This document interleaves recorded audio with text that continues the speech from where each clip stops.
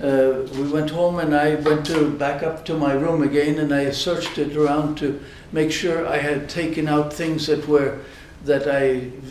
anybody would come into our house. In those days, what happened was the fact that the Germans and the Norwegians came out with all sorts of regulations that such and such is illegal to retain and such is illegal to have in your possession. So I went home and I went through all of my things and made sure that I had nothing that was illegal in there that could cause a stir in my family circles. Because in those days, one of the things that were happening, of course, was the fact that the newspapers weren't allowed to print what was happening around in the world. By now, a certain amount of period of time went by, and now Norwegians had decided that the thing that was interesting was to know what was happening in the war outside of Norway. And so they started illegal newspapers. And these illegal newspapers were started off by somebody who was listening into BBC from London about what was happening in the world, and then they were writing this down and then typing it up and mimeographing it, and then making newspapers such as Fritt Norge and other newspapers of this nature, and they made it a point of delivering them.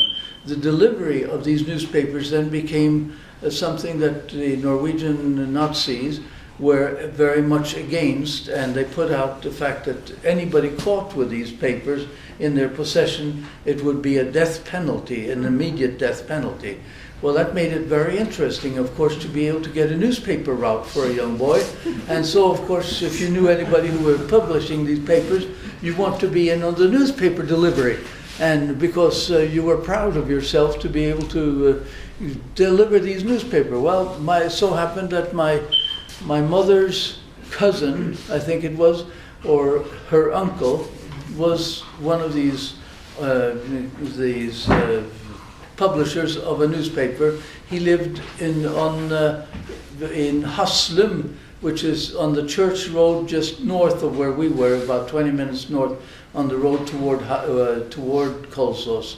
And he was publishing this, and one of their newspaper delivery had either become sick, or the mothers had obviously put a stop of the boy being able to deliver them, so the route became available. And of course, as a perennial volunteer, I immediately took over the route and became a newspaper deliverer. And this was very exciting because there was a death penalty if you were caught with it.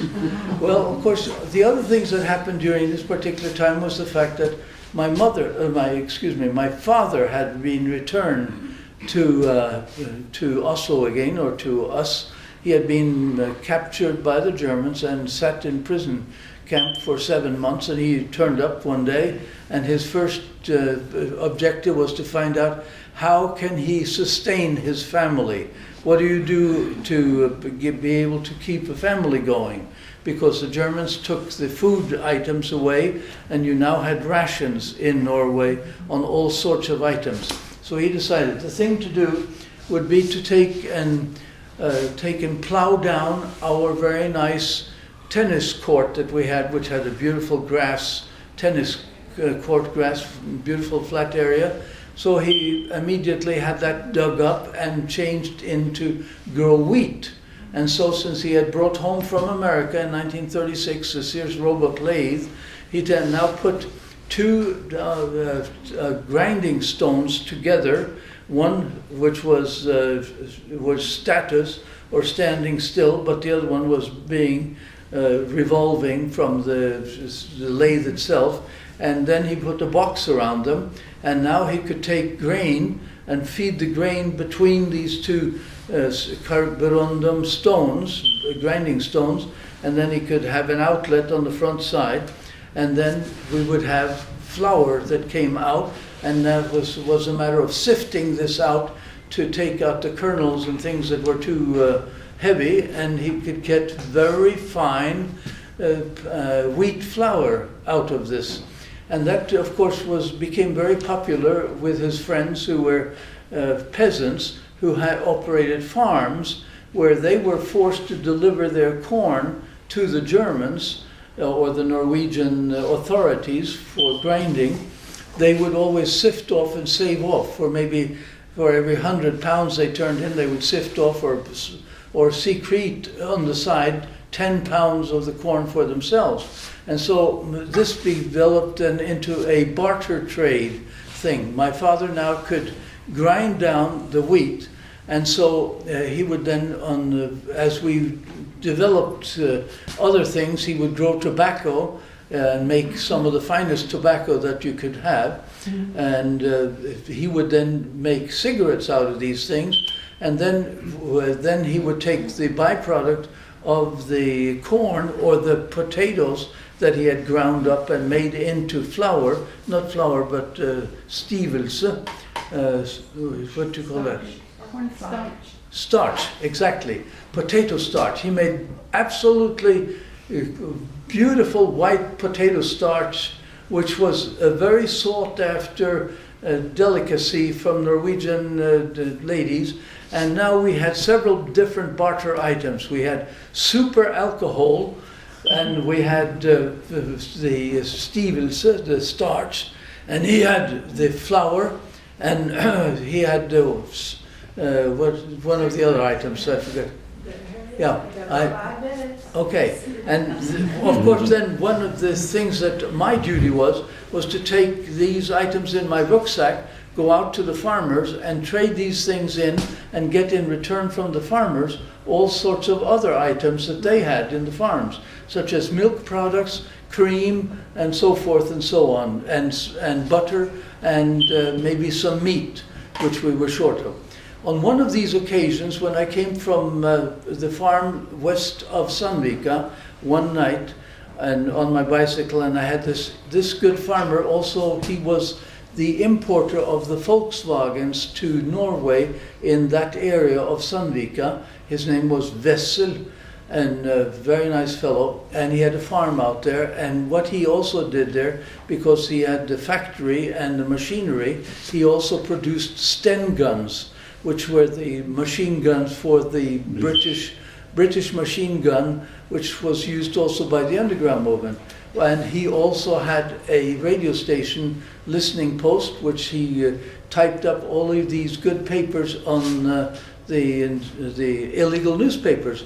So when I got out there this particular day, I got out there on a Friday, and my classmate was the son of Wessel, and then I got the rucksack of mine packed in with all sorts of illegal goods and 50 copies of these illegal newspapers, which were on the top of my rucksack and tightly tied in. I began bicycling home, and by the time I got on the Drammensveien, the new Drammensvei, which was it was by now about 9:30, just before the curfew. It was almost curfew time, which was 10 o'clock at night. I'm coming on Drammensveien just outside, and about no more than about 300 meters from where I would turn left and go up the main road to where I lived. And I had just bypassed the entrance to my girlfriend's estate. She was Barbara Boon Andersen. Her father was the pølsemaker Andersen from Oslo, who was the hot dog specialist in Oslo. And they had an estate which is called, and is still there today, called Alabama. It is behind an Esso station today, up on the side, and it's a white castle-like area, and they had an entrance from the new Drammensvei, which led up past the house and up to the railroad station, Ramstad station, and then down. But I had to go through 2 gates, and I was so tired that night that I decided not to go that way. I would go the regular road, but I had barely just passed it when, to my astonishment, there was a German patrol that stopped me. It was a young German lieutenant and 3 soldiers, and a little Volkswagen that I had not seen because all lights were out, and they were just standing talking together. So here I'm with my rucksack, which has 50 copies of these illegal newspapers on which there's an immediate death penalty. What do I do? And so the lieutenant comes over to me and he says very kindly to me, "Oh, what have we here this evening in your rucksack?" He said, "Now, open it, let me see what sort of," he felt I had all sorts of accumulated illegal beef or cream or butter or God knows what, that I would have been hamstring from these peasants or farmers, I said. So I take my rucksack off, and of course now I remember these cotton-picking newspapers that I had been very proud of being a newspaper delivery boy of. But boy, was I now had a cold sweat. Here the lieutenant is standing right above me, looking right down at my rucksack. What do I do? Yeah. And now I begin to start picking this up, and so he walks back over to the guards. I immediately take the flap over and retighten the strings that holds the opening to my rucksack together as tight as I can, put an extra knot on it and really tighten it. And here in a few seconds or later, here comes the lieutenant back again and said, "Ah, having trouble with your rucksack, are you?" He said, "Let me help you there." And I said, No, I'll do that, I'll take care of it. He said, "Well, I have a penknife. I can just cut this for you." I said, no, this is very important, very nice string, and I can't get new string. Yeah. And I'm beginning to be very excited about this, and he said, "All right, I'll be back in a moment." And he goes back over again, and now I'm wondering, what in the world do I do when he comes back again now, the third time? Well, he comes back again, but he said, "No, you're having too much trouble there. Let me help you." He said, and he picks up his penknife from his pocket and whips it out, and he said, "Here, let me take and cut that for you." And I said, no, please, just let me have another minute or so and I'll have it open. Well, again, he goes back over again, and by the time he now returns, he is going to cut it open whether I like it or not. But just at that time, here comes a bus, or his crew had the front, what do you call it, not spotlights, but just a regular automobile headlight, which they had tied up to a battery power, a regular car battery. And now they had the battery in one hand and the other guy, and they had the electric lines that went to the headlight itself. And of course, when they turned the key on or hitched this thing up, it gave it from the light of a car.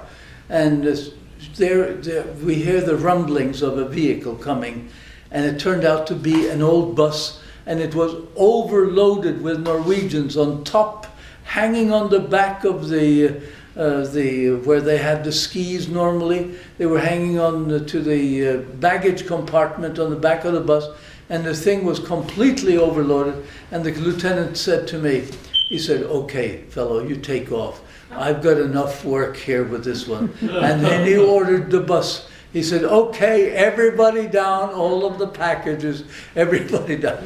And I got the relief of my life and went back, and now I went through Alabama and went home and got out of it. But boy, when I got back into my house, I decided that I had to quit this business because it was too dangerous. I had endangered my family and the man, Vessel, of the farmer, because he had written a note to my father and everything else. He would have been identified. They would have gone to his place, found his weapon factory, found his radio station. They would all have been killed. And so I cleaned out my place to be sure that there was nothing else. Okay, that takes quite